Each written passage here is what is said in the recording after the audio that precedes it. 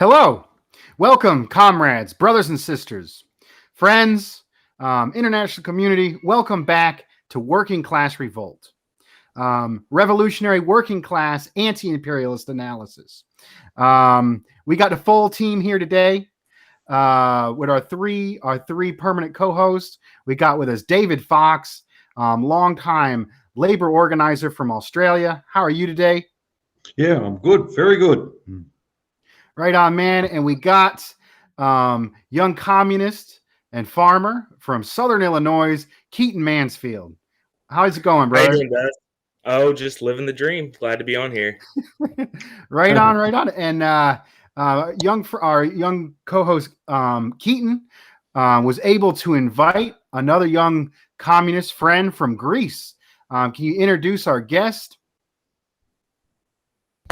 Yeah, so I'd like everybody to give a warm welcome to a very dear and long friend of mine and comrade, Dibus.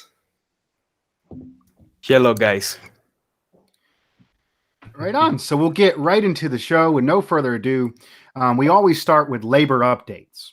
Labor updates are essentially what a lot of communist parties would begin their work meeting with, which is the material conditions viewed from the view of the working class directly.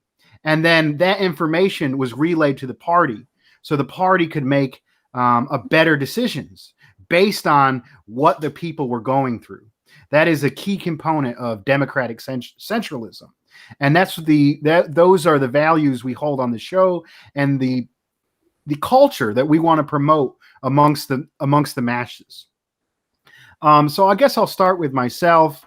Let's see. I've been having trouble. I got off the road. I was OTR for a while, and I got off the road. I've been through 3 different local jobs, trying to find one where healthcare is right, trying to find one where hours are right.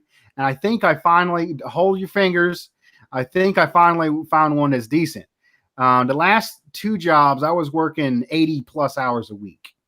They're working me to death. This one's a little less hours, like 50 hours.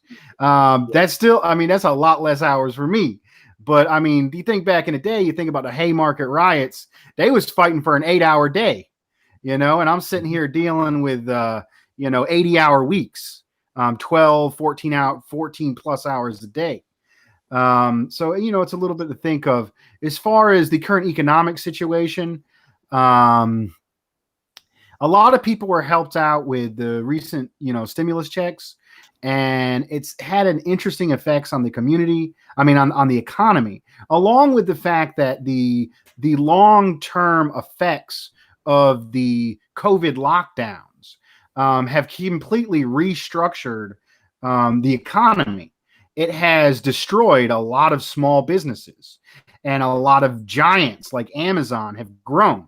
And we saw that, there was a recent union drive in Amazon, and, we lost that fight, but it's still beginning, and there's still some legal struggles. Another thing that has happened is Biden has continued the unemployment, and there's so many low-wage workers in our economy. People are paid starvation wages. There's so many people with starvation wages that the unemployment is more than a lot of people's actual wage. So in a lot of the lower paid jobs, they're having trouble finding workers to work for those starvation wages. So we're actually seeing wage increases in, stuff like retail, gas stations, fast food. We're actually seeing wage raising, which is interesting because it's not a complete fix, but probably a good stopgap measure to stop the suffering of the people would be universal basic income. And universal basic income would not only have the results of, stopping people from starving and having people would go out and having people losing their homes and becoming homeless, it would also raise wages across the board. And that is the science of solidarity. Solidarity is not some good feel-good concept. It is a material reality. a victory for one worker, a raise in wages of one worker, a raise in wages of another worker will have the effect of the entire labor sector to raise wages across. And that's why we have so much respect and value, and we put so much effort into fighting for the working class. If we fight for any section of the working class, we're fighting for the entire section of the working class. Let's see. Maybe we can go on to David Fox. David Fox, how are the conditions in Australia? Are you involved in any current fights at the moment? Well, what's interesting, it's current fight, it's happening across in all industries. Obviously, when union agreements are up for renegotiation, or when workers are actually organising for one of the big claims is obviously paying conditions, for higher paying conditions. But one of the pushback at what employers are doing here, not every employer, but a lot of employers are doing, because we're having an increase in our superannuation contributions. It's legislated through government. It's going up another 0.5%. Now, for those who we do workers in Australia, we see superannuation. So that's our nest egg when we retire. That was brought in over 30 years ago. Aging population, stop having an increase in taxes. Well, we have a super fund. So, and obviously that would be our retirement nest egg. And then it's obviously been incremental increases over the years. But what employers are trying to do is make working class people pay for this by, instead of actually having a pay rise or a significant pay rise, they forgo that, and because they're having an increase in their super. But what the problem is, in the long term, the workers' wages, in fact, the value of their wages will collapse over years. So if they're offering anything from 1 to 1.5%, some of these employers, but in fact, what that is makes it out within 3 years. That's a default pay cut.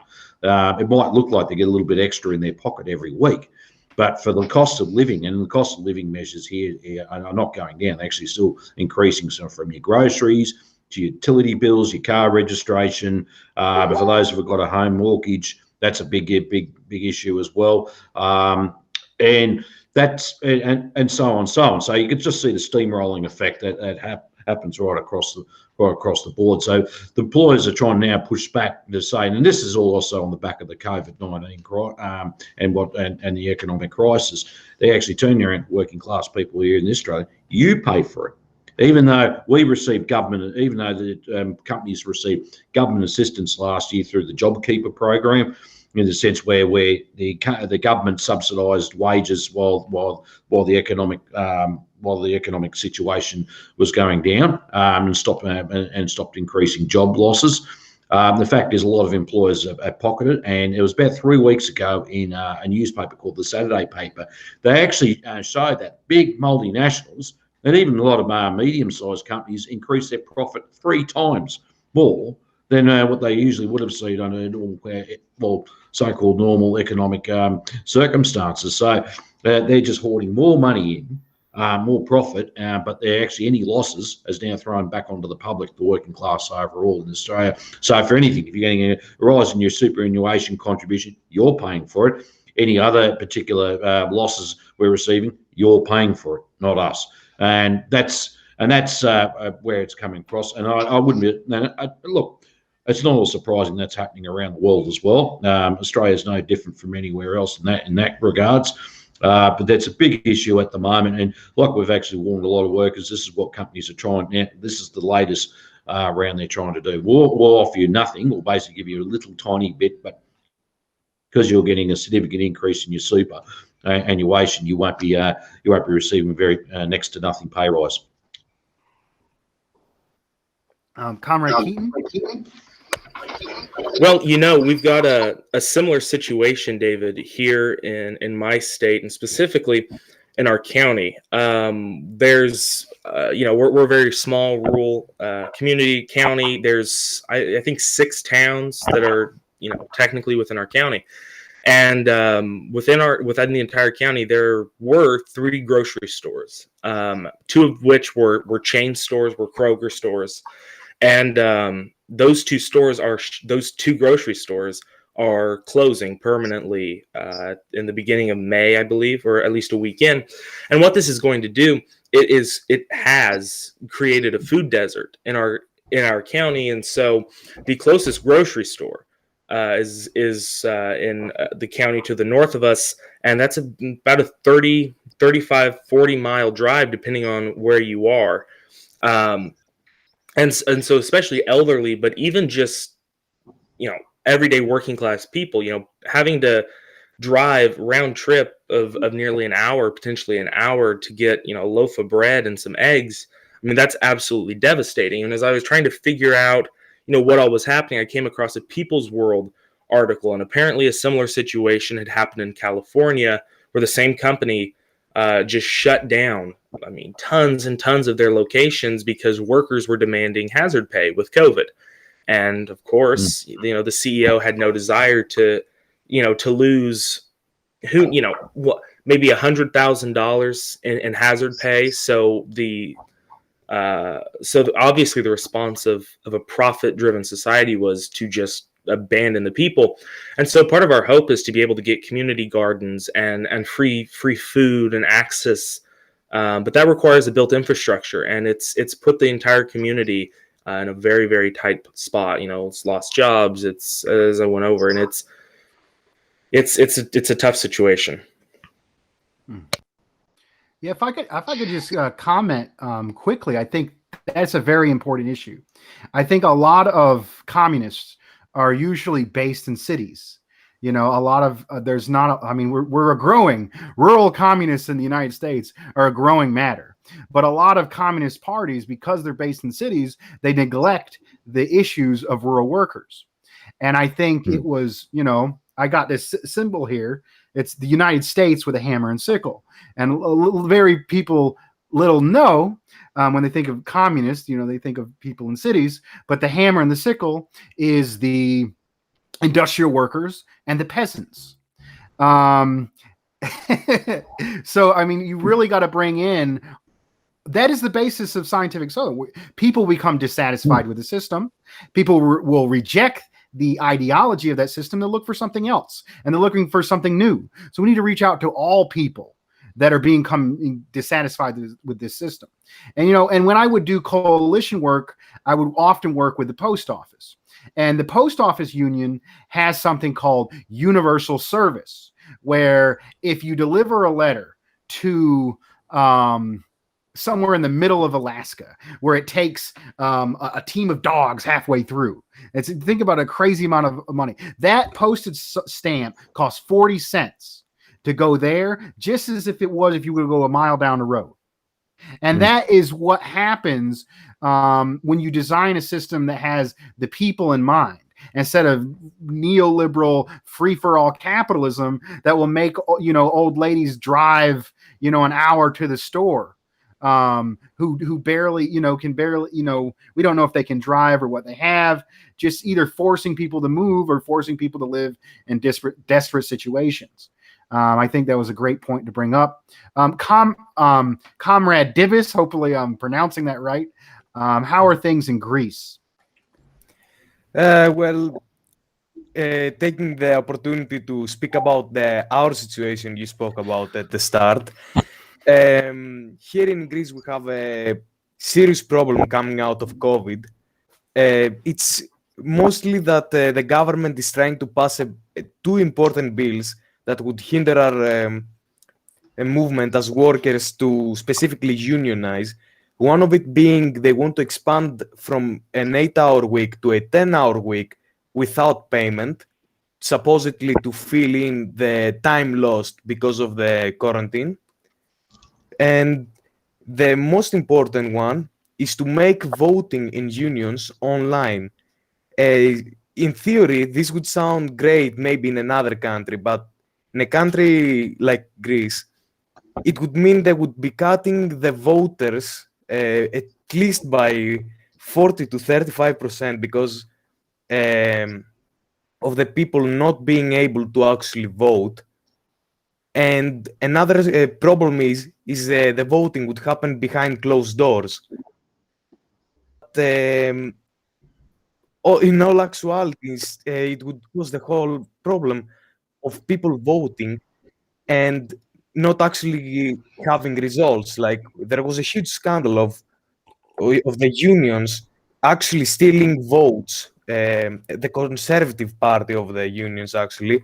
And once it was found out, it was dealt with. If this was done by online voting, it would have never been figured out. And right now, basically, the conservative unions would be running. Those are the two main issues we have. And thankfully, with a strong party, it's being dealt way more effectively than anyone could hope for. Right on. So we finished the labor update portion. We're going to continue into the news portion. Usually you would do, domestic news and then international or vice versa, but we are already international. There is no domestic amongst the group of Conrads here. It's a beautiful thing with technology that we're able to have these international discussions. I guess I'll start with the news updates. The biggest thing that happened here in the United States is that Derek Chauvin, the murderer of George Floyd, the cop who had his knee on George Floyd for almost 9 minutes, and the crowd around him was telling him, get off of him, stop. The crowd was being held back. There was 4 cops involved, 3 of them standing around by it, not preventing it from happening. The whole world saw that this man, this father, was killed in cold blood, and this is a systematic problem in the United States. Black people are highly representative in police murders of civilian populations, and the whole world went on fire. The whole world was angry. It's been starting here with Black Lives Matter. It goes all the way back to Trayvon Martin that was killed by a vigilante. We've had uprisings in Baltimore, uprisings in Ferguson, and this most recent uprising that happened over the summer was in Minneapolis. And now then we had the COVID, and now things are somewhat coming back to normal. And they had this trial. We've also have a new president. We went from Donald Trump to Biden. And it seems like that Biden is in damage control, meaning we got some stimulus. He said a few things. And I honestly think that this guilty verdict is part of that damage control. This guilty verdict would not have happened if it was not for the masses of people that stood up and said, this is not allowed to happen. We are not happy with this. Business will not continue as usual if you continue to keep killing us. And it was a good mix of black and white folks and working class people that got out in the street and were opposed to this. And it's been, the way it's been played in the media has really been like, hey, they killed the guy. Now shut up. If you watch CNN, if you watch the corporate media, they're all saying, okay, there really is justice in America, but on a systemic level, nothing has changed. Actually, on the very hour of the case that we were going to get the results, a 16-year-old girl was murdered in Ohio about the same time, in the very same hour they announced the guilty verdict. And this has been widely shown throughout the international media. This story has been suppressed somewhat. It's a very relevant story. It's been suppressed somewhat. And you get if you listen to the NPR and you listen to the liberal imperialist media, it's saying, oh, it's so wonderful. It's a bright thing. And it is. And I think we should celebrate the victory we've had. But at the same time, we have to let people know the system hasn't changed and we still have work ahead of us. And I think that's a very, that's a very difficult thing to balance. How do we engage with the people in their celebration of the guilty verdict, but also continue to help people see the system for what it is and the need to continue to fight. Maybe we'll go to the other American comrade, Keaton. What are some of your thoughts on this issue? Well, Dust, that actually brings something to mind. When the verdict was announced, I know Congresswoman Ocasio-Cortez made a tweet about it. And of course, even a broken clock is right twice. And she had said that this guilty verdict doesn't mean that the system is working. Now, obviously, she has countless problems of her own, but that is a correct statement. This is it's a show trial in many ways. If attention hadn't been brought to this, then it would have been like every other case. Derek Chauvin never would have gone to court. Even if he did, he would have been acquitted. He would have been found not guilty. Whatever it was only because of, as you said, the massive display of solidarity with George Floyd, obviously after his death, as well as countless other victims of police brutality. That it was kind of a wake up call that the ruling class realized, okay, the sacrificial lamb, so to speak. Derek Chauvin is the sacrificial lamb. He's a way to appeal the public. Look, the system's working. Look, see, you were outraged about this, and we took care of it. It's very, it's smoke and mirrors, so to speak. And we obviously know this, but exactly as you said, figuring out how we can convey to people that while this is a victory, I mean, this is just a very, very small part of a massive issue. I mean, it's one person, it's one officer out of the thousands or millions who've engaged in acts of police brutality. I think that's what we have to highlight. Comrade Fox. Well, obviously, if you're viewing it from Australia, look, we've got very similar problems in the sense where we've got black deaths in custody, where there's a high, first of all, there's a high incarceration rate of Indigenous people, First People here in Australia, and a lot of our prisons and lockups, but also to the high rates of death when they're when they're being held in custody. But the thing is, it's one thing about. Yeah, and the right thing was done. They charged the respective officer at the time. At the time, he's gone to jail. We get that. But the thing is, what we're seeing, nothing's been actually changed. Nothing's been implemented at all. We in Australia here, for example, we had all these recommendations from a Royal Commission many years ago to be implemented. Not one recommendation has been implemented at all. But also, there's also nothing's been addressed. But it's the systematic crisis of, or the systematic problem to where this problem first arises from. No one's questioning that at all. And I think, well, look, yeah, we should celebrate a win. Don't get me wrong. And I think that should be. And look, and it should be showed if you struggle, if you'd been to unite and fight back and struggle for it, you'll be able to win. But that should be actually built on from there on. But the thing is, it can't just stop there at a trial. Obviously, Joe Biden in America looks like you correctly pointed out, is in damage control. So this is a tick for his administration's checklist. Tick that, done the right thing. Look what's happened. I know, a wonderful president, et cetera, et cetera. This wouldn't have happened under Trump or wherever else. So that's a political thing for him. But nothing's changed. It's still the systematic racism that's in place, the class oppression that's still in place. All the problems that capitalist society throws at us are still in place. So really, nothing's changed. Really, all they've done is brought this to a head last year, and now it's gone to trial. And once again, congratulations, and rightfully so, he went to jail. But at the end of the day, what's going to be changed for a lot of minority people there for the US, especially black people, etc. And I think that's something that still needs to continue on. So I think we just can't stop here. We need to organise and be properly organised, and that, because it'll happen again sometime soon. Comrade Divis. Well, obviously, since I'm from Greece, I do not have the same experiences with racism.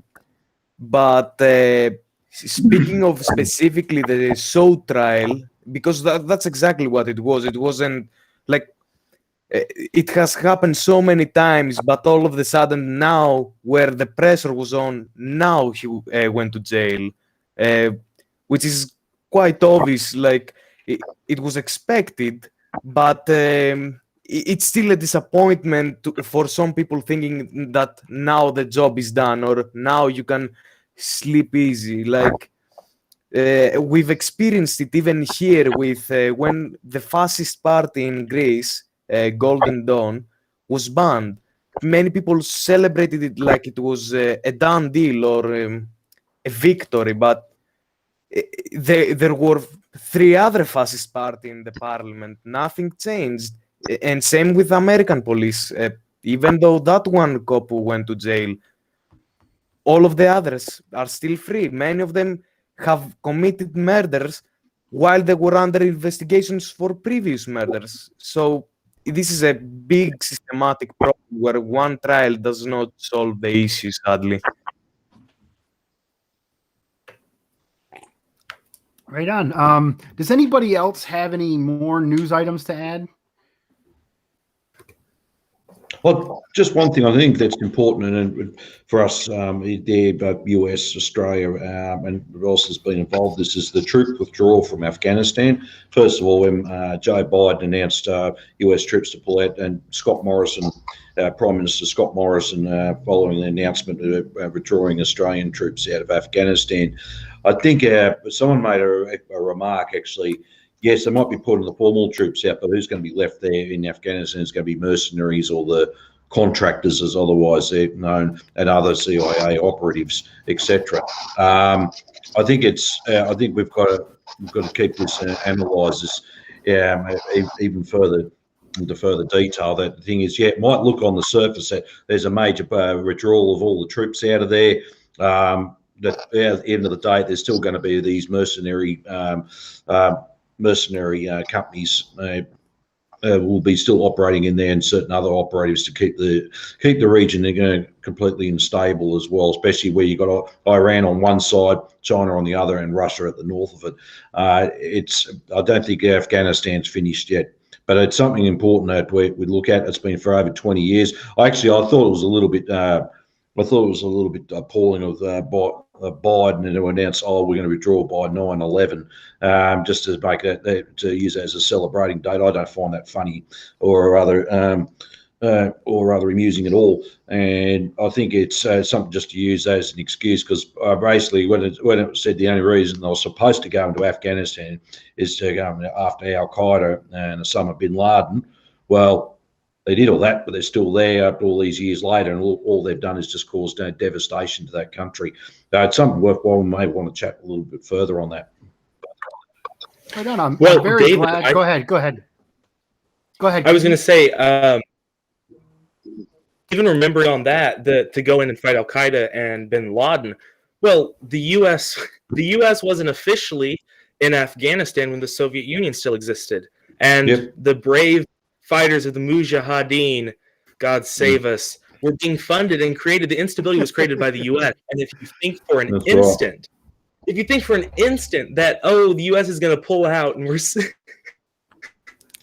suddenly going to say, "I'll mess with you anymore. You can do whatever you want," is absolute nonsense. And that also touching on what Dus said about right in the hour of the announcement of Chauvin's conviction, there was the murder of, what was it, a 16-year-old girl by an officer, and clearly in the video she has a knife and she's going to stab somebody, but what's not being told is this person that she is getting ready, she's defending herself. This person had come onto her property, her home, trying to jump her. And the narrative we always hear, especially among predominantly white evangelical Christians, is that you got to have a gun to defend yourself, because if someone comes on your property, it's your God-given, God damn it, free right to blow their fucking head off. And then all of a sudden, a young black woman decides to, not using a gun, but decides to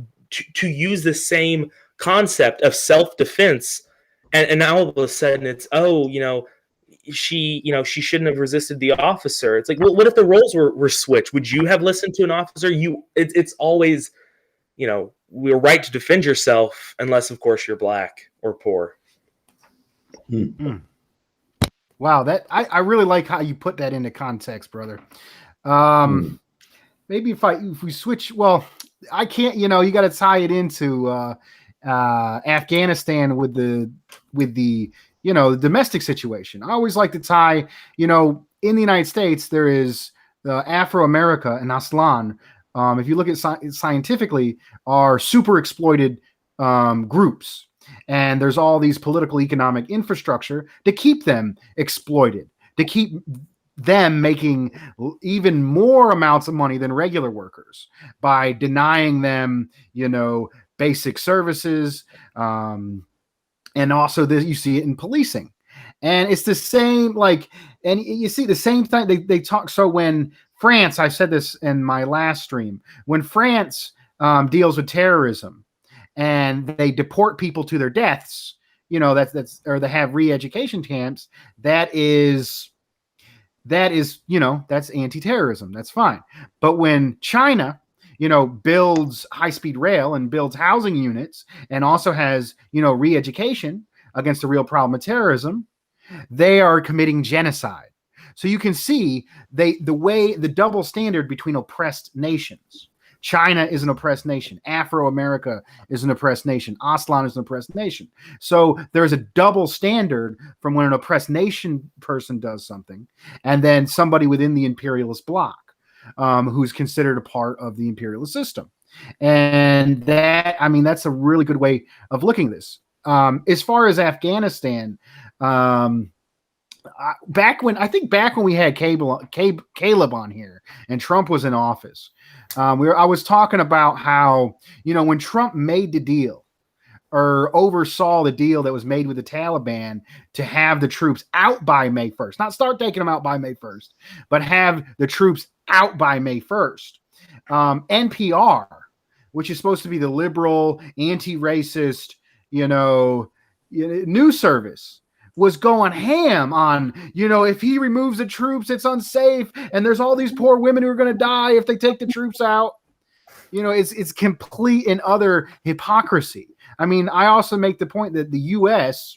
is supporting warlords in Afghanistan who routinely use pouring of acid on women's faces as punishment to the very sexist, warlords that punish women for speaking out by pouring acid on their faces. And these are forces backed by the U.S. And the U.S. had no problem backing the Taliban. It was against the Soviet Union. It's completely and utterly disgusting. And so why are they in Afghanistan? They're in Afghanistan to create instability because Afghanistan shares a border with China.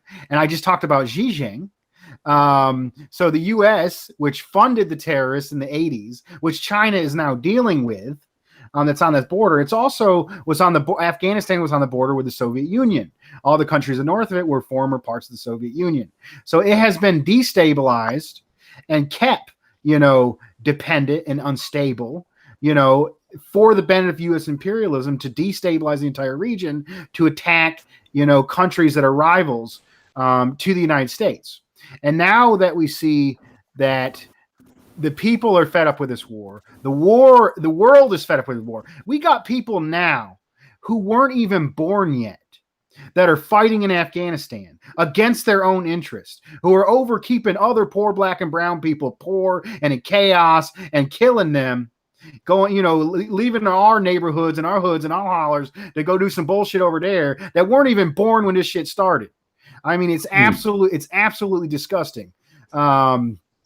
And this was so-called the good war. Like a lot of people thought, Iraq, had nothing to do with weapons of mass destruction. Taliban was actually in Afghanistan, or, the people that did. It turns out that was a lie too. There was Osama bin Laden, who was friends with Bush back in the day, was sitting in Pakistan the whole time, and Afghanistan had nothing to do with it.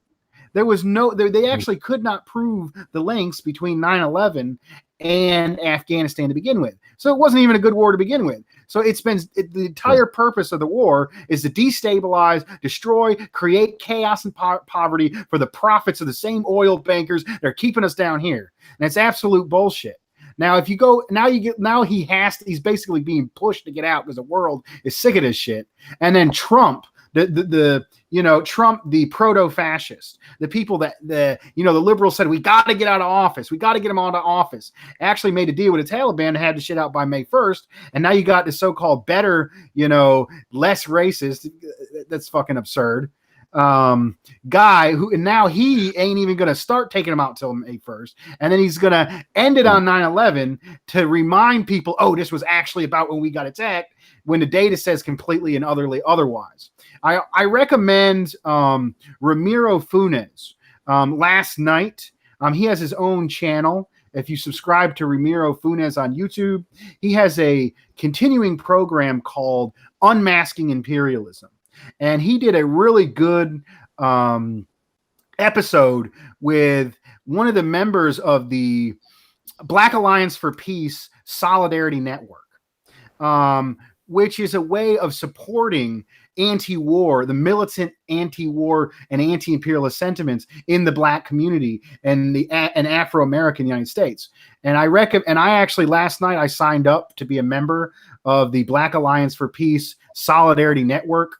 It's for non-African comrades to contribute to a Black-led anti-war, anti-imperialist militant Black-led anti-imperialist organization with the United States. I recommend people signing up for that as well, and also subscribing to Comrade Ramiro's site and watching that live from last night. Let's see. We had David. You've already talked. Keaton. You talked about Afghanistan. Comrade Divis. Can you? What are your thoughts on this issue? Well, I'll say it's as you said, this war has been going on for so long that I was literally not even alive when it started, which not only seems crazy, it is crazy. Continuing a war without reason for more than 20 years. As you said, it's literally just to destabilize the region and to continuously fund an endless supply of arms and weapons. There is literally no profit to be made in Afghanistan, and the only actual reason, the only actual profit there is the fact that they are keeping the resources depleted, not being able to exploit them, so that other countries are forced to do business with America and not actual Afghanistan, Pakistan, and other nations, because they're destabilized and they can't even harvest their own resources.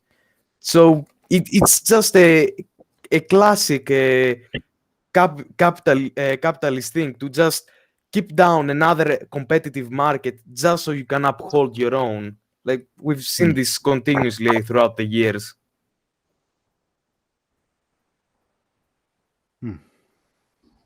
Right. I think that's interesting. A lot of people, there's this assumption that, oh, they go into countries for the oil, but in reality, a lot of it is just destroying the oil, destroying their capability. That way, U.S. companies can sell oil and resources. I think Afghanistan does have a lot of resources and mineral wealth, and they don't want China to continue the Belt and Road Initiative and go in there and build Afghanistan up and do win-win trade. They don't want that. They don't, they'd rather keep it poor and unstable and horrific treatment of women, horrific conditions for the entire region. I think you made a really wonderful point there. Does anybody else have another news item before we continue? Okay. So we will continue on to our interview portion. Comrade Mansfield, thank you for bringing in Comrade Divis on the show. If you would reintroduce your contact and chair the interview portion. I recommend, we had some issues last week.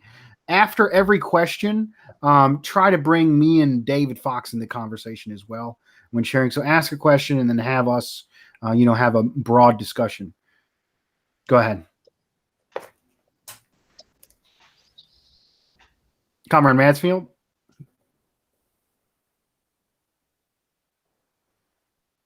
Comrade Mansfield, go ahead and reintroduce the guests and ask the first question. I think the camera has lagged. Yeah, I think you might have connection problems there. Yeah, it's looping, I think. We'll give him a minute. Okay, so if Comrade Mansfield is having issues, Comrade Dibbis, could you better introduce yourself? Maybe give us a little bit of your background, your situation, any organizational ties. Well, yes. I'm obviously from Greece. Um, I come from I come from and I have a history of communism within of my family. Obviously, Mansfield has even Yeah. asked me to speak about So it later. Divis and I met. Divis, can you hear me? Yes, Okay. speak. Mm-hmm. Is there a lag, Comrade Mansfield? Can you hear me, Dust? Okay, Comrade Mansfield, when you get to this portion, please turn off your camera and come back on to get rid of the lag.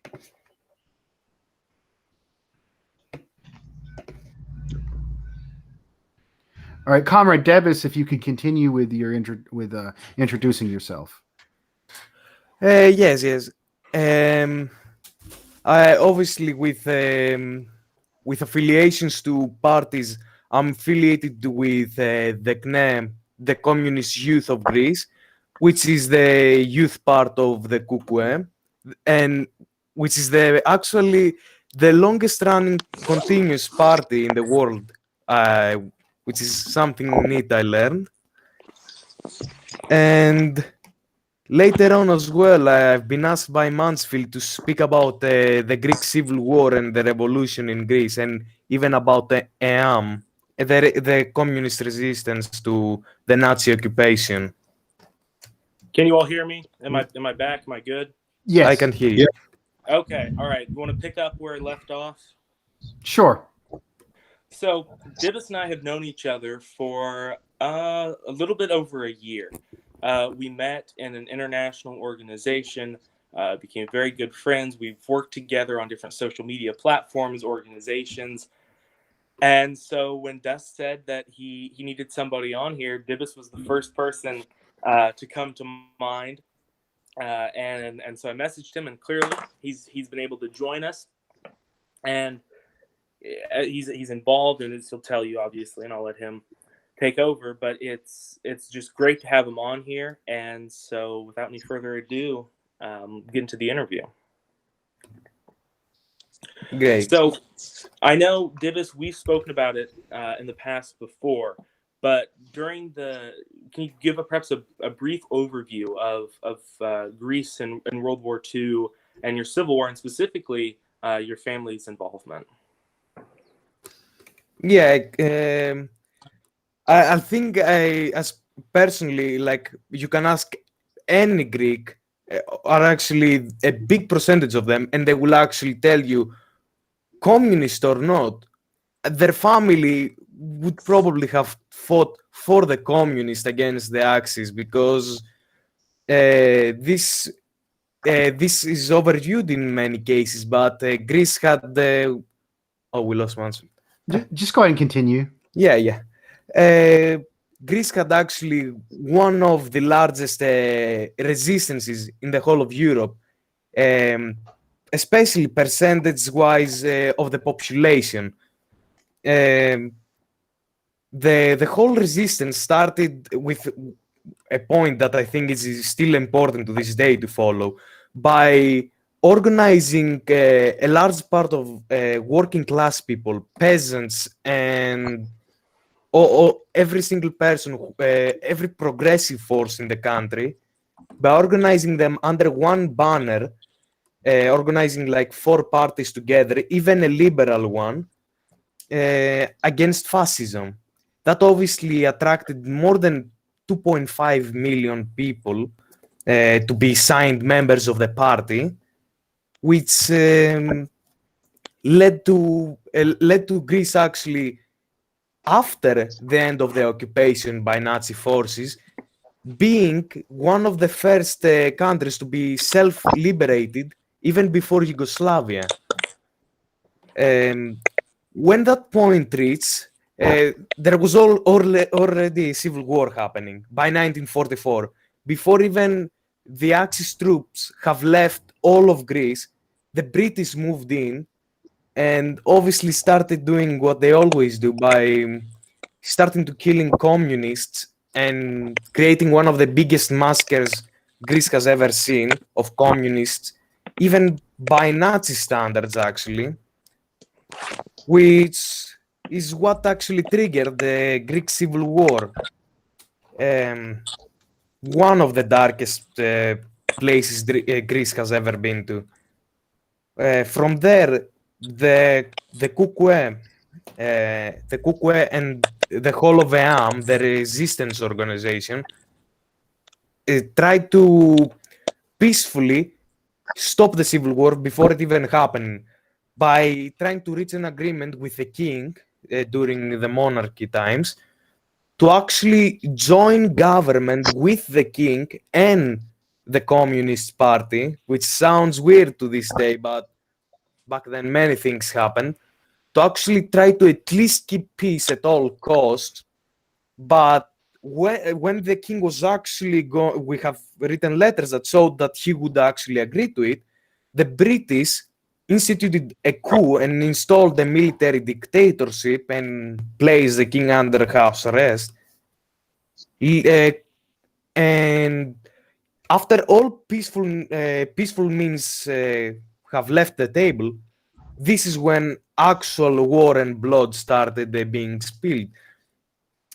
Now, from personally, from one side of my family, my great grandfather was a lieutenant. Actually, he was well known with Aris Velishiotis, the leader of the revolution, which died very early on by being captured and beheaded. But honestly, there is nothing glamorous or good to say. Like, even at times when the communists won battles, when they won, that meant that many Greeks died.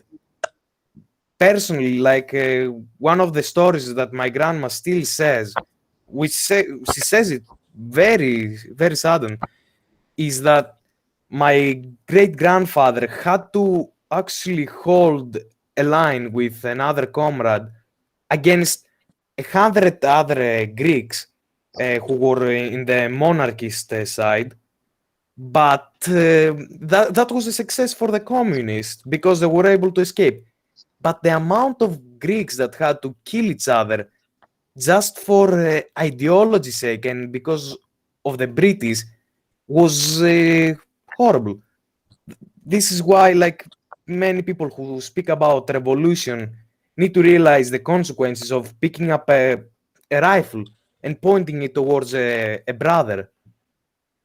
But now these stories were sadly too common for everyone here. Once the civil war was starting to lose and the Communist Party was preparing to do an exodus to the Eastern Bloc countries because Bulgaria, Yugoslavia, and Albania by then were communist nations. My great grandfather and his regiment fled Greece to Albania to safety, and afterwards, many of them split off. They went everywhere to Europe. Mine went to Czechoslovakia, others Yugoslavia, others the Soviet Union. But what happened to most Greek communists was what happened to my other grandfather, who was stuck in Greece, sent to a prison island where he faced torture like every other. And honestly, the amount of brutality just one war brought was to a scale no one could have ever imagined. It was the third civil war within 2 decades, and that was the biggest one by far, and the last one, thankfully. But it's one important point to see as well was the Communist Party could have continued the war for 50 more years, for as many years as it wanted to. It had a core following, it was a strong party, the terrain favored the communists, but they knew they had to stop the fighting, otherwise more Greeks would have died.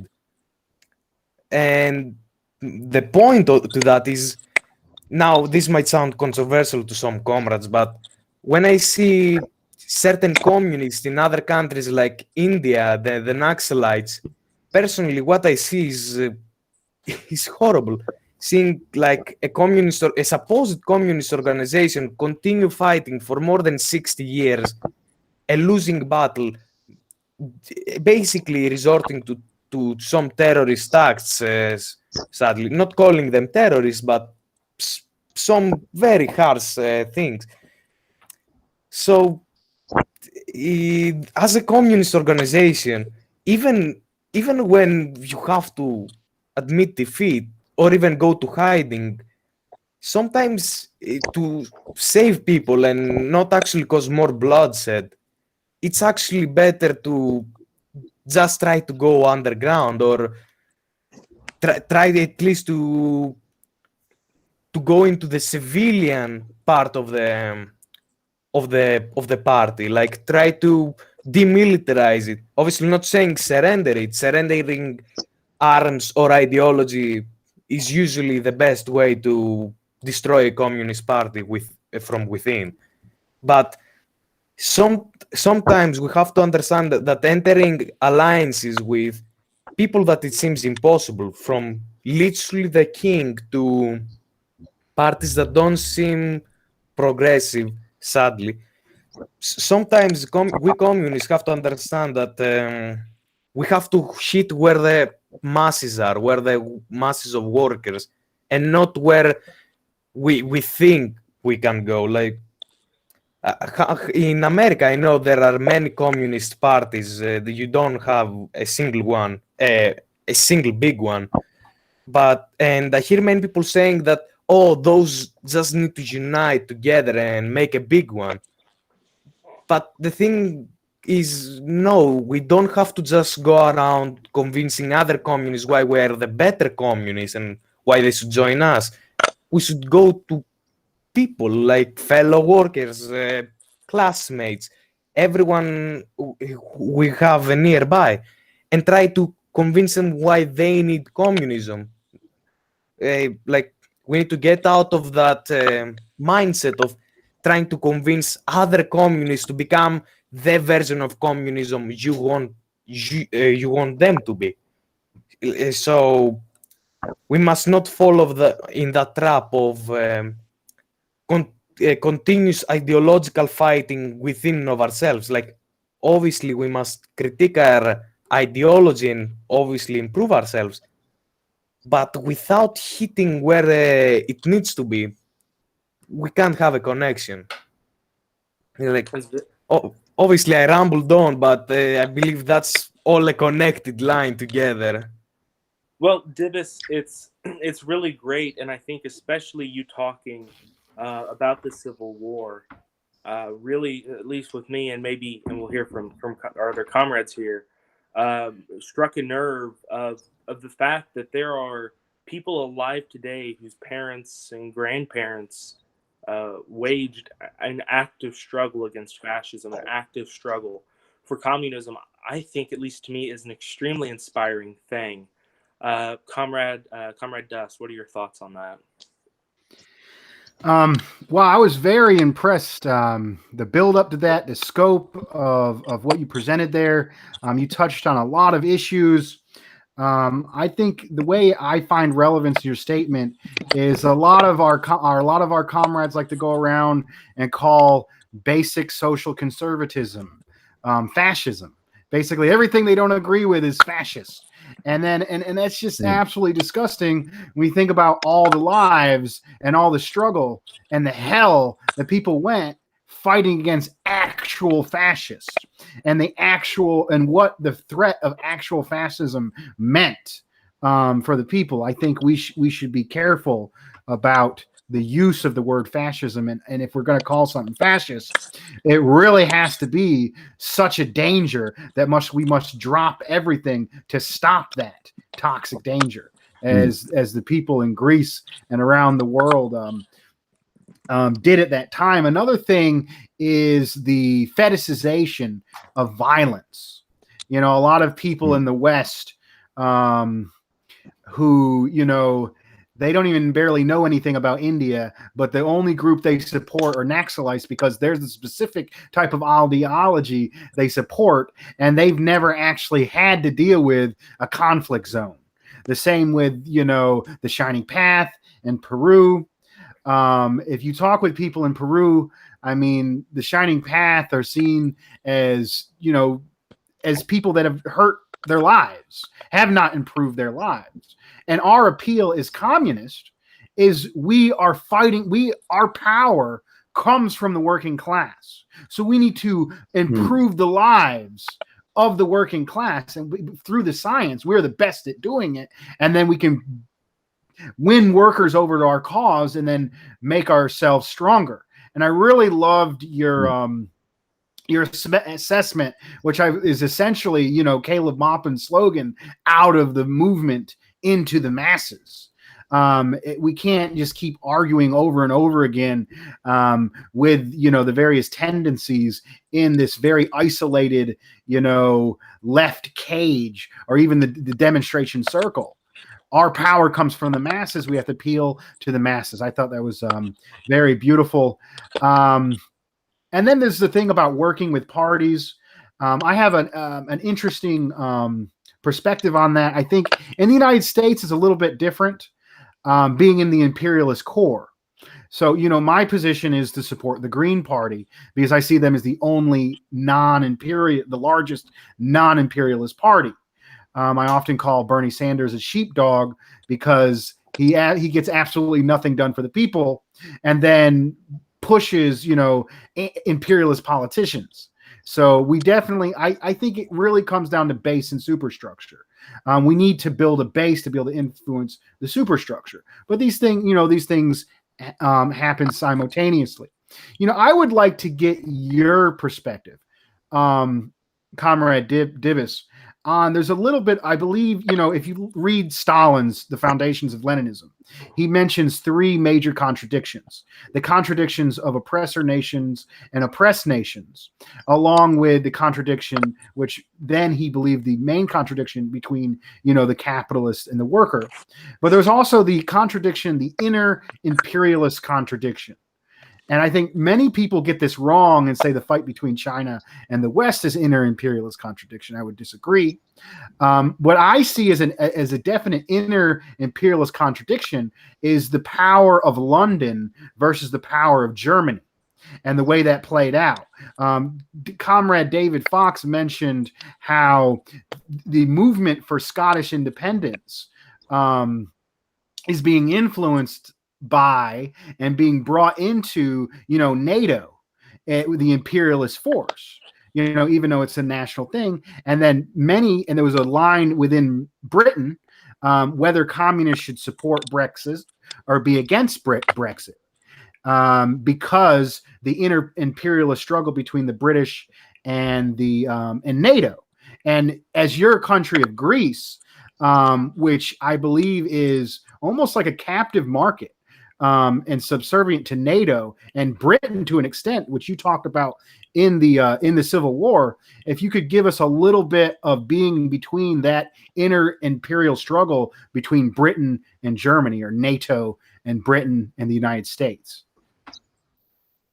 I mean, yeah, exactly as you said it. Greece is a captive market, but I would say even more to a point, Greece has been divided to four parts, actually, into economical zones. I mean, one of it is influenced by Germany, another one by France, another by America, and I think the largest of them all is the British, not the biggest, but one of the most important one for Greece as a whole.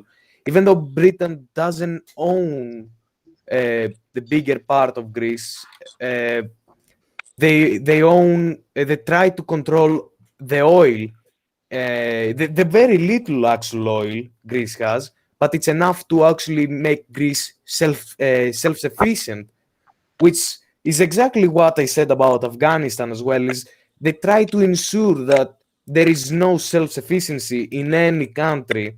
Otherwise, if Greece becomes self-sufficient even in a small bit like oil, that would immediately mean that Greece might have actual independence from Western Europe and the EU. Like many people spoke about Brexit, and the joke here in Greece is actually, why do they want to leave? They benefit from the imperialism of the EU. Like, and the whole thing here is the everyone hoped that the Brexit would actually be a good thing for the rest of the countries in the EU that are being imperialized, specifically imperialized. The word sounds weird, but I mean the nations that are under the boot of the Western EU, because that would mean one less foot soldier for them, and especially that would mean a divide in the capitalist rule. That gives us an actual opportunity to either let them fight within themselves, meaning they will get weakened, as we see the political games that are happening with the USA and the EU and the UK and the basically Germany. Let's be honest, the EU is just Germany and France at this point. But essentially, this in every country shows an opportunity to basically gain independence from the southern Balkans to even some countries like Belarus. Actually, like the same situations actually apply to all of Eastern Europe. But the most important part of all is we as Greeks need to figure out how we can use this into our advantage to basically gain independence economically and culturally as well, because, well, that's a point that we can talk about later, but certainly socially as well, Greece is being targeted and many other countries trying to actually remove the culture and the economy at the same time to basically destroy it. Comrade Mansfield, you back with us? I am. Can you hear me? Yep. Okay, good. I didn't miss too much of that. Okay. Did you want maybe if we could have David Fox? Do you have a question or some comments?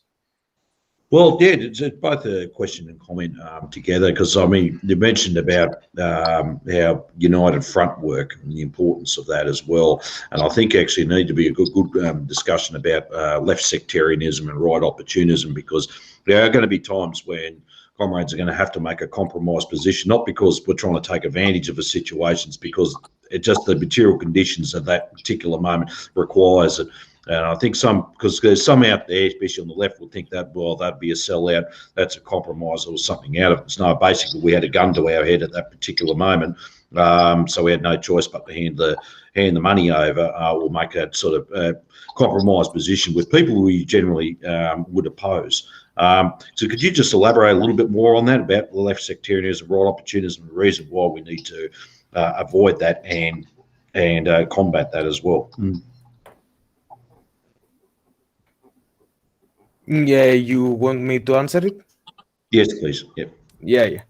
I mean, that's a very accurate point, because as well, left sectarianism is something that I'm extremely happy to have never actually experienced in my life. I would say actually I'm quite privileged in that regard, because the Communist Party we have has united every single person under one banner, and with actually Lenin's model, which many people still think it's kind of outdated, is still operated here with the intent of if we all agree to something, we put one face to the people.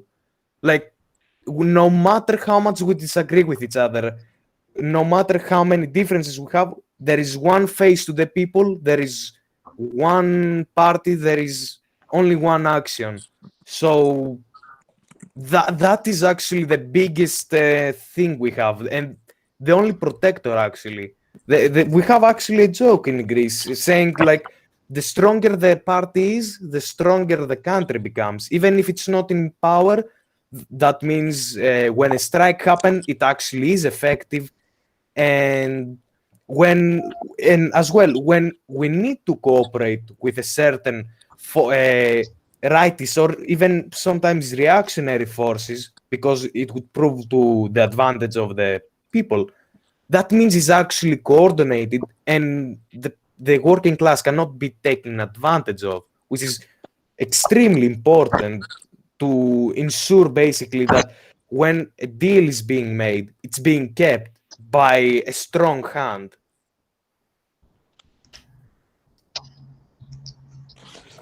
I think that actually is a perfect segue into something I'd like to talk about next.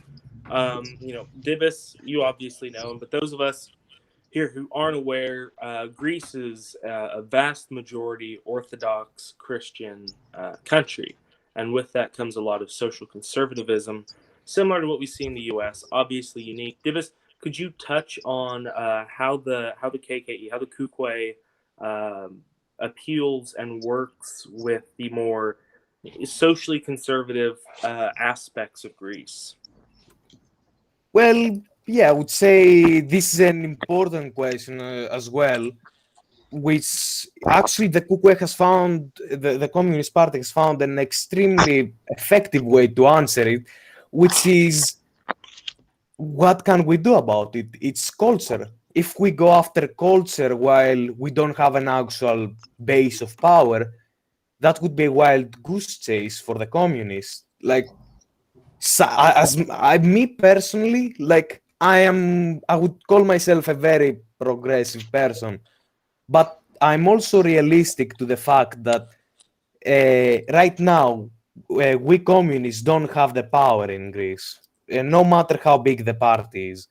Meaning that if we try to change the culture socially, the only thing we would get in response is probably people disliking the party or something similar. Like we as communists, we have to make compromises with people who are who have different social beliefs, even if sometimes makes us uncomfortable. I'm not speaking about people who preach actual hate or want to actually damage people, obviously, but for example, there was I think there was a vote a couple of years ago about creating a specific bill that would protect homosexuals from hate crimes. The Kukwe was the only party that voted in favor of it, and it's ironically enough, it's being called a homophobic party by the Social Democrats, which try to use culture more because they have control of the state. They try to use culture to divide the working class because we don't have a racial divide in Greece. We are a 90+% Greek nations. That means they have to point somewhere else, meaning they try to divide based on social issues and cultural ones. This is why the party has refrained from actually trying to change the culture without having control of the state and the structure to actually affect it. I think that's well said, Dibis, and it definitely reflects. I mean, obviously, the conditions between the U.S. and Greece are very unique, but it does reflect something of a party's willingness to spread across lines. I'd heard a comrade say that not to reject somebody when you meet them or refuse to work in their interests and to help fight for them based on their initial social views, but to also not leave them where they started. And so I think it's a very Yeah, nuanced situation of approaching people, socially conservative, socially progressive, but making sure as you push them towards socialism, to also help them break out of this mindset that divides us based on very inherently very superficial issues like sexuality, but because of the nature of capitalism, the ruling class, are very significant issues because of how they're utilized. And then there's let me grab my notes here and look back up. Something else I'd like to talk to you about here. Yes. So, as many of you know, I'm a member of the Party of Communist USA, and PCUSA, from our continuation, from our reestablishment, has been very, very thankful to the international support that we've received from the Greek Communist Party and our allies within the KKE. Dibis, perhaps you could touch on that of how the Greeks see American communist parties and all 3 million of the American communist parties. This might sound mean. Perhaps you might even say this, but when I said to some friends in CNE that I'm going to, once I come to America, I'm going to meet some communists, their question was if there are actual communists in America, and the second one, is there even a party anymore? Which is a fair thing, I think, to say, but it also saddens me deeply to see how a country that had a deep history with class solidarity and great victories for the working class, all of a sudden in the last less than 40 years get almost shoved to a nothingness, like pushed to shadows. Like for example, here right now I can go outside, say I'm a communist, and no one would think anything of it. It's something normal. But in America, you do that, and it's a witch hunt. Like I think, like even the other comrades can attest to that. Like it saddens me, but I think it's true. There's definitely a problem within the U.S. of I think it's a big part of the hyper-individualism that there's, in the 1920s and at the CPUSA's founding, people understood that, you may have ideological disagreements, and you may not like members of leadership, but you didn't break democratic centralism, right? You shut the hell up and followed party leadership. As this hyper-individualist culture in the U.S. continues to breed, it's been a massive issue for the left. Caleb talks about the synthetic left all the time, and I mean it's a very serious issue. Comrade, we'll do David. What do you have any comments on that, or how If that kind of if issue? if I could talk quickly, since we're talking about the U.S., if I could Right. offer a little bit of a material analysis of why the parties in the U.S. are the way they are. And I'd like to get Comrade Divis's response. And my understanding is after the 1930s and 40s, we had a massive CPUSA was one of the lead fighters for our basic rights that we still have this day. The labor unions, the fight for Social Security, basically making FDR carry out, the little infrastructure things that he did and the little labor rights we had. But then we had this brutal period of communist suppression which was the McCarthy era. And my understanding is because the U.S. was the lead imperialist and was the core of the imperialist bloc, their bourgeoisie and capitalist powers were stronger than that of Europe. It's not that the Americans just don't know how to get along, or we're inferior, or we're somehow naturally ignorant. It's because we had a greater enemy and a harsher pressure cooker.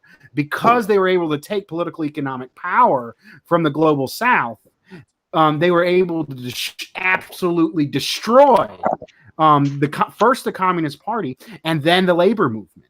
And that's, that's kind of where we are. And now as it's falling, it still is the leader of the imperialist bloc, but now when it's falling in the global context, we're having the socialist movement is coming back and emerging, but it's being manipulated in ways that the bourgeois wants. Within, I call the sheepdogs. Bernie Sanders and others are trying to manipulate the rising communist movement and tie it into the larger imperialist system. If I could just get a little bit of response on that analysis. 100%. This is exactly that. Like the reason for exactly like once America had no reason to actually support the communist anymore. Like during the 30s, 20s, and even 40s, there was a reason because Nazism was being fought in Europe. There was a huge fascist plot in America. So FDR, who is admittedly who was a very smart person, understood that an alliance with progressive forces and the labor movement would be not only wise for him to actually survive a fascist plot, but to actually make the American economy thrive again. Was literally needed. But afterwards, the communist movement not only was not needed, it had gained so much power. It was a genuine danger to American power. Like literally, if there was a war Vietnam style in the 1940s, right after World War II, while the Communist Party had the power, who knows what scale of protests or even strikes would have happened that would have grind the American economy to a halt, meaning no armaments, no nothing goes to the front. And that's why many communist parties in Europe actually survived. It was because even in Greece, a country right after a civil war, destruction, all of that, they needed to make peace with the communists fast and actually appease them, because there would be no other way to fix up the country. And we had a big USSR actually protecting us as well, meaning if there was an actual civil war again, the USSR would intervene. So we as Europeans need to understand as well that it's not because, the silly Americans are stupid and can't understand communism. No, it's very little material conditions, observable things we can see that actually destroyed the labor movement. It's not something else. Sorry for the interruption. I believe you're going to Comrade Fox. No, That's that all right. was Gus. That was a great question, Dibus. I love the answer. Comrade Fox, do you have anything? Well, it's interesting because I'd like to see your views on Australia as well, because we had there was some interesting parallels with us in the US as well. In since we had the early Cold, like looking at the Cold War in two stages. You had the early Cold War. We had the external threats to the the CP, also to this, and then later on you had the various splits in the Communist Party, the internal, what I call the internal threats, internal attacks from the Sino-Soviet split right through to the 70s with Euro communism and that. It's the same thing that affected here in Australia, and also to the gradual weakening of the working class, because you both actually touched on it before. To have a strong party, well, basically you need to have a strong working class. Well, working class needs to be strongly organised. So it's like economic-based superstructure. Similar looking at a dialectical approach to that. So how does yourselves and the comrades in the KKE look at Australia as well? Well, actually, Australia is an interesting bit. Speaking personally, first of all, it's seeing the last few years, actually, how the labor movement in Australia goes. It's been an amazing upsurge, especially from how it was a couple of years ago. Because I do believe that the Communist Party had fallen into an addiction of supporting the Labour Party. I wouldn't say the Communist Party, but especially communists supporting the Labour Party and basically losing its revolutionary value. But seeing from the Kukwe's perspective, I've read actually from COMEP, the Communist Inspection, who posts articles about international movements. I saw they were speaking about the indigenous rights, actually, specifically, and how the Communist Party is actually one of the few organizations that actually protects indigenous peoples in Australia. Like I'm not, I don't personally know much stuff about it, but I have seen that it's been doing great on that aspect and actually helping people on the ground. Like that's amazing. Yep. Well, Divis, I think that's all the questions that I specifically had for you. If we've got any questions from Comrade Fox or Comrade Dust, or even just further comments from you, then that would be great to get into. There was a few things in the comments I wanted to bring up. There was a comment. I think I'll bring up this more recent one. It is it's on the term of Euro-communism. Here's one from Luke Bucker. I could be wrong, but I've heard the Greek Communist Party referred to as Euro-communist. Is this true? And what does that mean? Maybe you can talk a little bit on that. Actually, that's a very interesting, which I'm surprised that I forgot to actually mention. It's that that's one of the most proud things to say as a Greek and as my affiliations with the party is that it's the only communist party in Europe that actually never fell into Euro-communism. It never split from the Soviet Union. It actually never split with China or Albania. It actually kept good relations with all three at the same time, even though they had horrible relations with each other. Because basically the Kukwe said, we don't care about your personal problems. We just want actual support. So I know about the concerns about Euro-communism, but no, I can say the Kukwe is definitely not a Euro-communist party. Maybe if you get a little more into detail about what Euro-communism is. My understanding is, there's great national chauvinism in the United States, against African people, against Chicano people. And I believe there's a Eurocentrism and European chauvinism that somehow the countries of Europe are somewhat better, and they're even better than the stupid Americans. And at the same time, they are firmly part of the imperialist bloc that holds the global South in poverty, and the Western European countries benefit from the imperialist system. Well, yeah, that's actually like speaking about specifically the term Euro-communism. Euro-communism is actually different in every country, in every party that calls itself Euro-communist. Like from Germany to Italy or France, it's actually different what they mean when they call themselves that.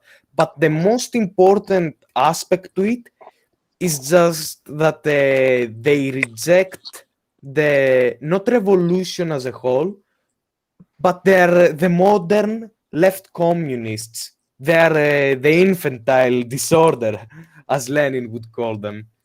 The one core belief that they have all in common is quite literally, exactly as you said, the chauvinist part. Not quite as only racism, but exactly as thinking that, those stupid Russians could never understand us. No, they just wanna control us.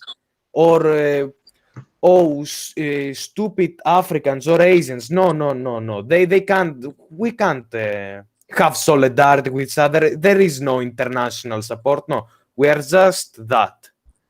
That's why I think Euro-communism is such a bad ideology. It's not because it's bad.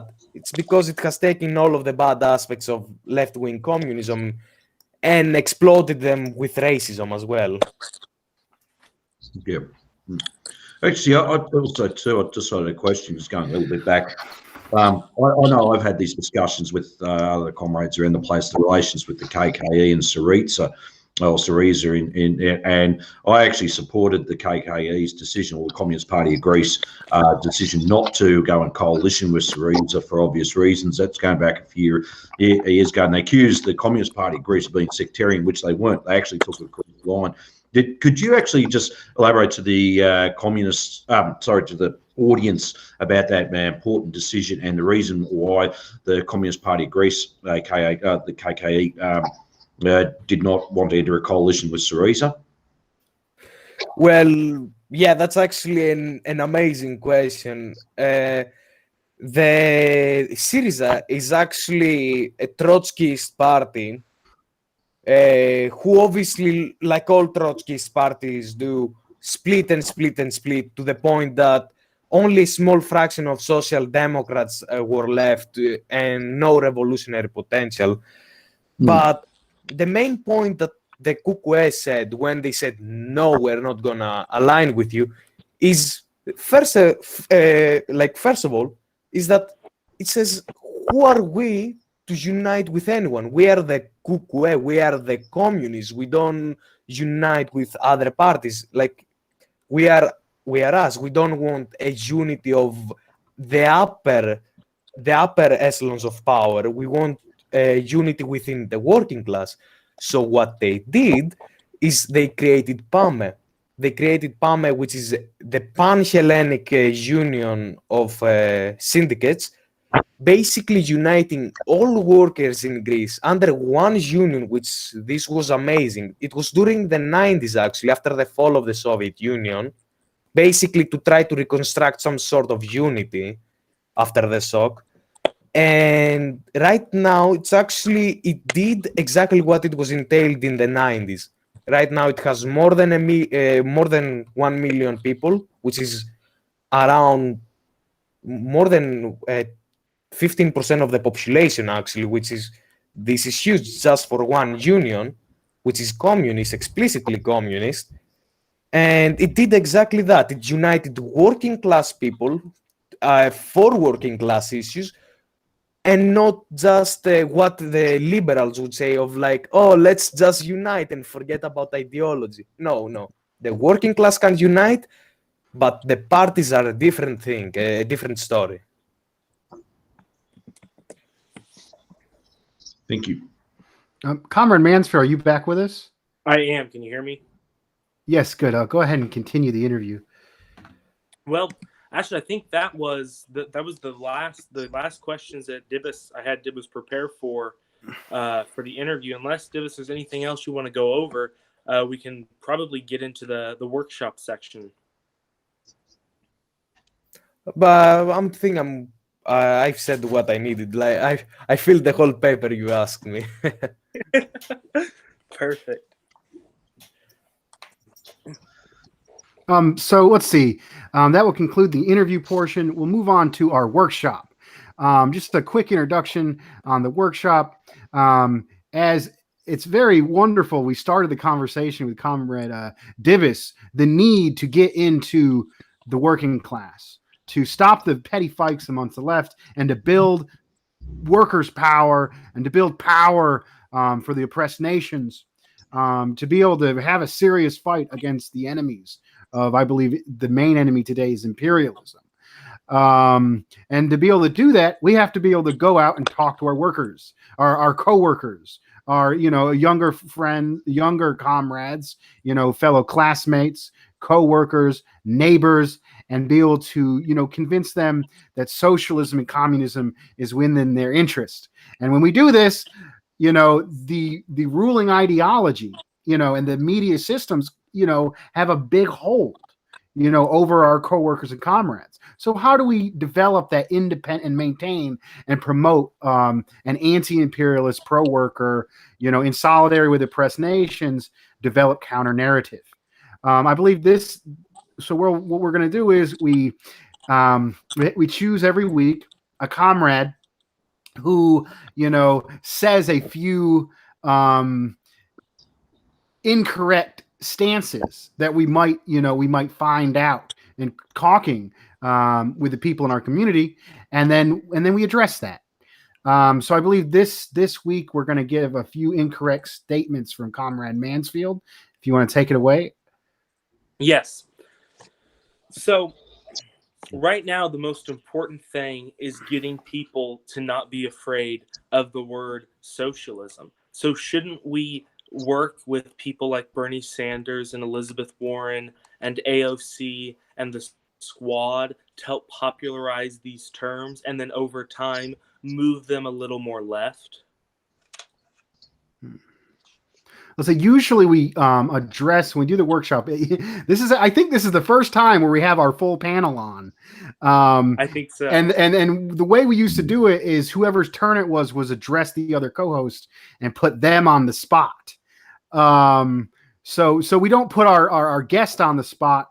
Who do you think should answer that question first, me or David Fox? I think I'm going to put David up to bat. So the question is about working within those organisations to move them to the left. Is that right? Yes. Yep. Well, there's an issue there. I can understand the sentiment behind it. Obviously, in everyday concrete reality and practicality, it will not work. In the sense where, for example, I've had this situation in Australia about moving the Labor Party to the left all the time. Well, what do they first of all mean by the left? For first, does it mean that just left within the paragrams of capitalism, aka make a capitalism with a smiley face, and we get certain free things like healthcare and education, and some sort of work security measures, or is actually moving it in such a way, turn it into an organisation that will change the system from capitalism to socialism? And you'll find most times trying to move these organisations to the left. So for the latter, you're not going to get anywhere at all with it. For example, the Labor Party here. Now, I've had this obviously continual discussion about moving Labor to the left and influencing those in the Labor Party. But the Labor Party is a capitalist party through and through, similar to your Democrats in the US. They're a capitalist party, or imperialist party through and through. It needs to be another organisation outside of that is able to enhance and organise the working class in such a way that it can just change society from capitalism to socialism. You're not within those existing structures. You may learn a few tactics. You may even win some people over from those other organisations. However, in the long term, it's actually your effort's going to be futile. We've had over 100 years of experience of that, more than 100 years of experience, in fact, to actually show that it's not working. It's actually a form of a method of madness or insanity. We're consistently trying to do the same thing over and over to achieve a different result. And it's obviously not going to work. I've heard, and in the US, obviously, there are those having the discussions, talking to AOC and various others about trying to move them further to the left. Well, they are caught up within the capitalist system, the imperialist system. They're caught up within its institutions, its structures, its bylaws, etc. So to actually move them to a revolutionary position, no. In fact, the effort's going to be completely futile. Let's see. Maybe if we could go to our guest, and then I'll speak, and then you could finish it off. Sound good? All right, Comrade Dibbius. Yes. I was just gonna say, David, that was amazing. That was what I was literally gonna say, just with the Greek equivalencies. But yeah, in response of the incorrect statement, I assume, yes. Yes. Yeah. While supporting individuals like that is not the main problem, it obviously sounds good and makes us feel good, makes us think we are actually achieving something. Falling into the addiction of supporting social democrats and thinking that's how you push them left. No, actually, that's how you push them to the right, by showing them that you are allowing them to do whatever they want and you will vote for them. No, in all actuality, the way to push them left, and most precisely force them to the left is by actually making a working class movement and a working class party that is strong enough and has an actual basis to push the Social Democrats or even any party that's in power for that matter to the left, even a right-wing party, even the Social Democrats, whoever it is. If we have a working class party with support from all of the labor movement, we can actually push them to the left by forcing them and by showing them we have power, not by bowing down and telling them that we will vote for you, whatever you want, just please, please, please, a little bit less capitalism, a little bit more welfare. I think it was a great answer from both the comrades, Comrade Fox, Comrade Divis. I think I could easily tie this into, the discussion earlier about the United States being the imperialist core.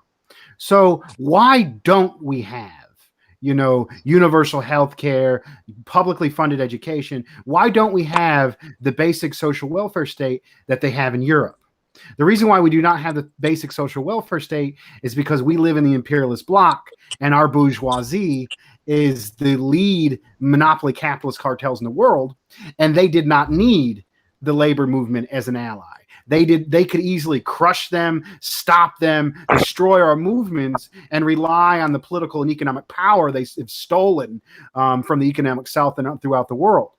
And a major part of why we do not have, the healthcare and the education is because the U.S. has the imperialist bloc's military, and they need to be able to hold over healthcare and education to the workers that convince poor black and brown people here to go and kill and destroy other poor and black and brown people overseas. So what we see is AOC and Sanders continue to say they are for healthcare, they are for education, they're for this or that, but they never seem to have the power to be able to get any of it. They haven't achieved anything. A great article from Comrade Karena Kripaez of Telejaguar. If people want to look at that article, is the Democratic will never be a vehicle for progressive change. And it talks about all of these progressive movements that were brought into the Democratic Party and had no results, and how we've become more neoliberal. We've become more free market in the United States since the 40s. And what was, as Comrade Divis said, we need organizations, and Comrade David said, we need power building organizations to pressure that government. The last time we had real progressive change in the United States is when the United States was in competition with the Soviet Union, and there was a mass communist party here. So if you want those things, we need to organize revolutionary, community-based, long-term organizations in the workplace and in the factories in oppressed communities. Comrade Keaton, if you want to finish that off. Yeah, I think that's very well said. And being as you said, the center of imperialism, these figures are just a way to divert people's attention. They go on Twitter and they act woke, and then they turn around and they vote no for the $15 minimum wage. They show their girl power by continuing to oppress poor, black, Hispanic, minority communities, and people fall for it. And it's our job to provide a real solution, something that's going to make material gains, not just engage in this performative vocal activism, if you even can call it activism. Right on to the next point. The other one is that even though that there are extremely reactionary sentiments within the conservative camps, their display on Capitol Hill shows that they are the true revolutionaries in America, and we should side with the Trump supporters who attacked the Capitol. And that Okay. is Since, key, comrade. since I'm the other American comrade here, I guess I'll address that first. I think there is a divide within the ruling class. And I believe the Democrats are more closely in with financial capital, the managerial elites, the people who have a slightly longer term, more soft strategy. This more effective, soft imperialism. Well, maybe we'll get this right here. That maybe they might even be favor of healthcare at one point. If we challenged it enough, we might be able to get that. Maybe we'll get this or that, but the system of imperialism is firmly in place. And in reality, it's a more effective imperialism, more stronger imperialism. And then you have, which I believe is more aligned with the large scale manufacturers, some of the mid capitalists. Those are forces that are more in tune with Trump and the Republicans. So, and a lot of these people that came out, in this support of Trump were the middle and mid business owners who are often racist. And you can often look, there's almost a continuance between the Confederacy. If you notice, a lot of the neo-Confederates support Trump. These are the slave owners that had a contradiction with the Northern capitalists. There's almost some parallels between neo-Confederism and the Republican Party.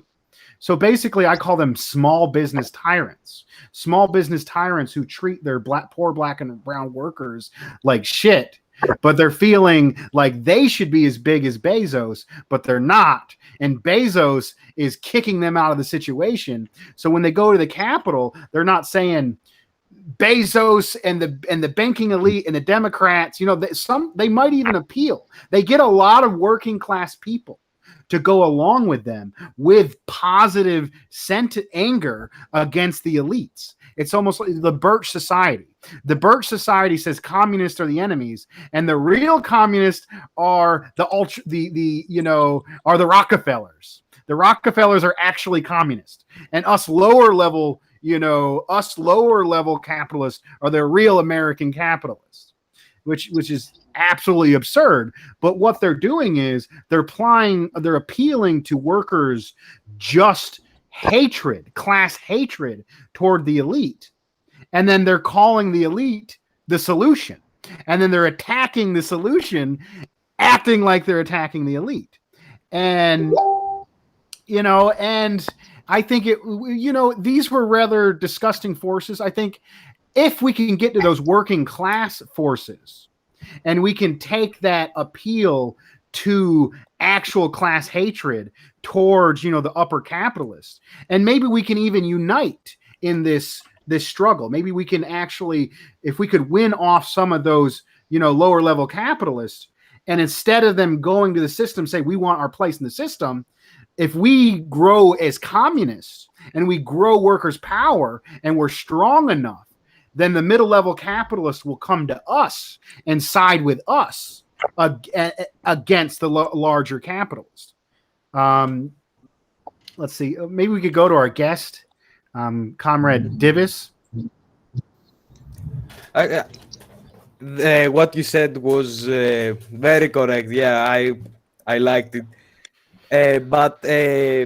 And actually, ironically enough, that's the position the Kukwe has about lower class capitalists and the petite bourgeois who are small business owners and stuff like that. But yeah, responding to Mansfield's to Mansfield's incorrect point, the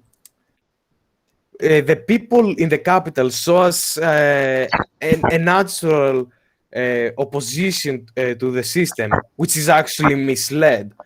In that place, we can actually see people who are normal working class people, many of them just normal working class people, believing that that is the actual movement. That is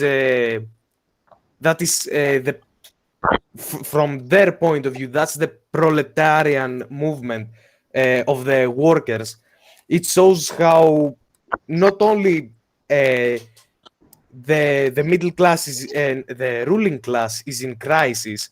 It shows us that the liberals have absolutely intentionally as well left the working class out of their agenda, only having in mind the middle class and the extremely rich as their allies, meaning that working class people in usual circumstances get radicalized to communism. But right now, since there is no actual large-scale communist party in America, many of those people are being pushed to the right.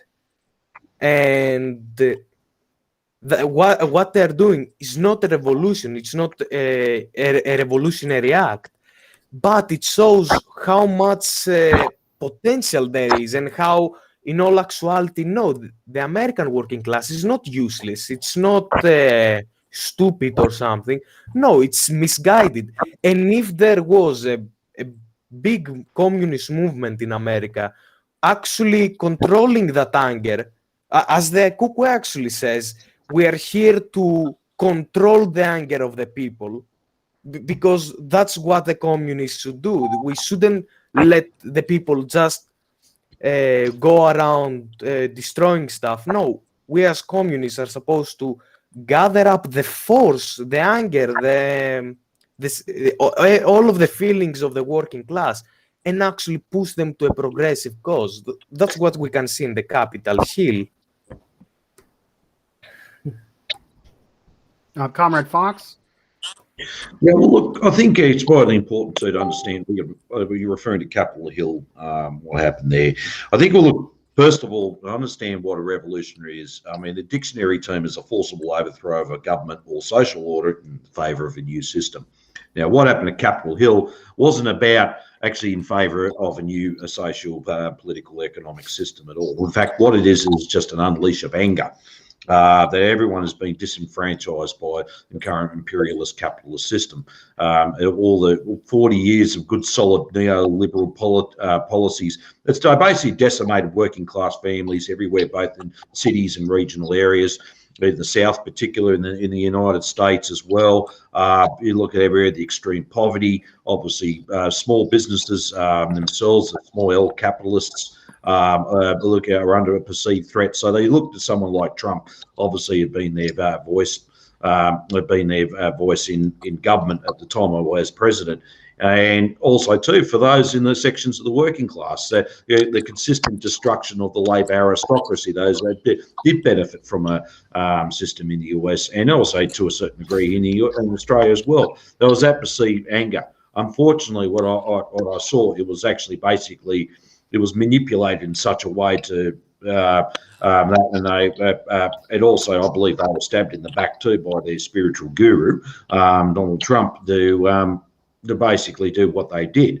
And but that's what it was. But for us is there to actually, and this is where Caleb was quite correct, we need to get out of the movement and into the masses and start engaging with people. We're not going to win every soul out there to the court, but at least there'll be a good section there that we can tap into to bring it over. Well, your anger is justified to a degree, but you're on from a completely wrong angle altogether, because all you're doing is, in fact, in the long term, is keeping in force that social system that's actually causing all this untold misery and all this pain, and using policies to further destroy your own economic base. So this is something where we need to look at and seriously look off, instead of just throwing it off that they're all fascists or they're all this, that, and a lot of them weren't.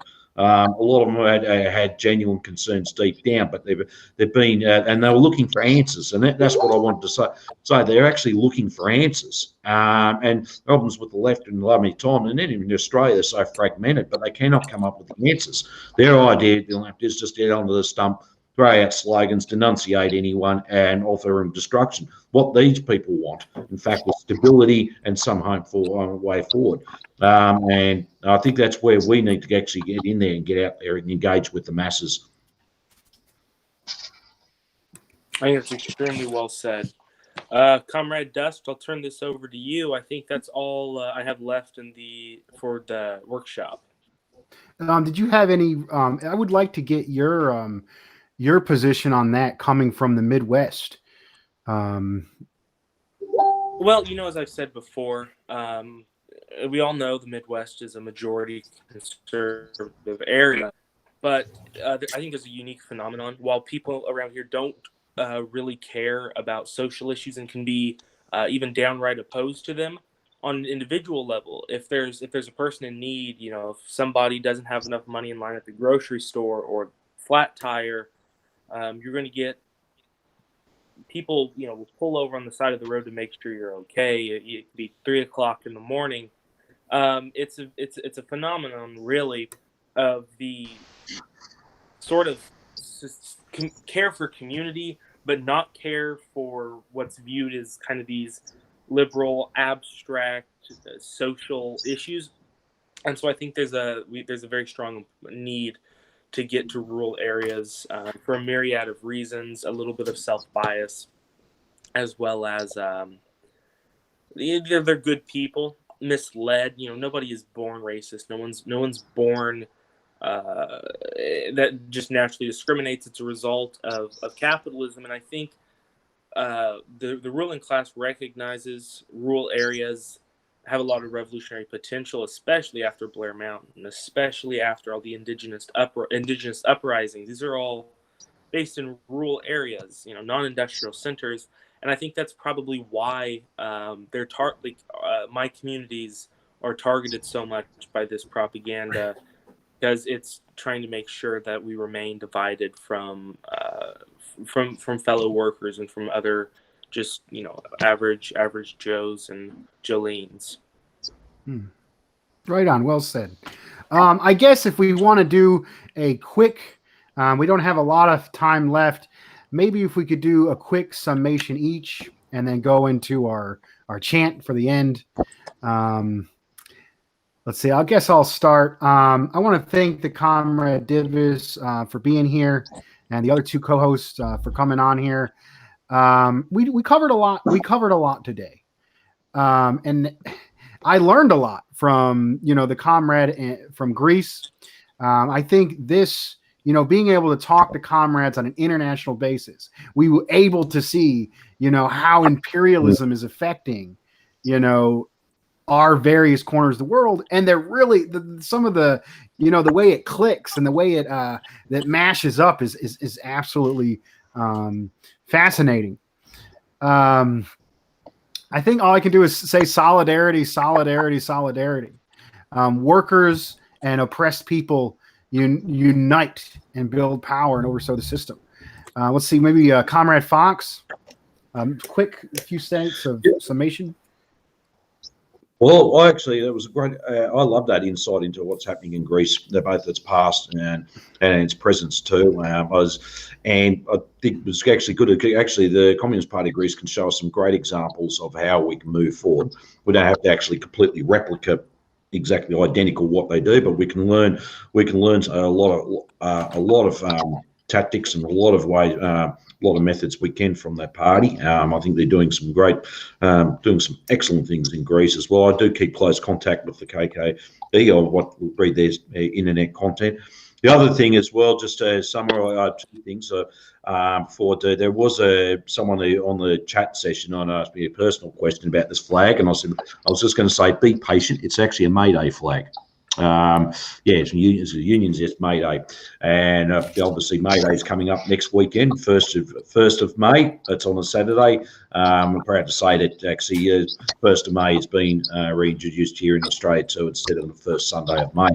And also, last thing, just before I do, Comrade Dibas, could you actually say a big greetings to the comrades from our Greek comrades here in Australia, from both Melbourne and Sydney in particular as well. Just a quick greeting as well. Thank you. You want me to greet them in Greek maybe? Yes, please. Καλημέρα σας σύντροφοι, ελπίζω να περνάτε υπέροχα. Ζήτω ο κομμουνισμός. I hope they see this. Right Thank on. you. Comrade Divis, if you have any a few words for summation? Well, yeah, I want to say obviously thank you for having me, and this was an amazing show, hearing about the American experience and the way you guys format the show. I'm also a big fan. I'm gonna be watching the next interviews you guys do. Is there any social media site or party that you'd like to plug that our literature that our viewers can get involved in or take a look at? Well, I would say to plug the cookware, but that's a bit difficult for our foreign for the foreigners. But no, I think that's good. All right, Comrade Keaton, a few words of summation. Divis, it was great to have you on, and I think this was really just an amazing experience to get to hear about a country that we really don't talk about a lot in terms of anti-imperialism. And I want to thank you, Divis, and thank Dust and David both for the wonderful night. And I think that's everything from me. Okay, so I guess we'll do our chant. So just comrades, to the best of your ability, please try to repeat after me. Dare to struggle. Dare to struggle. Dare to struggle. Dare to struggle. Dare to win. Dare to Dare win. to Dare to win. win. All power to the people. All power to the people. All All power power to the people.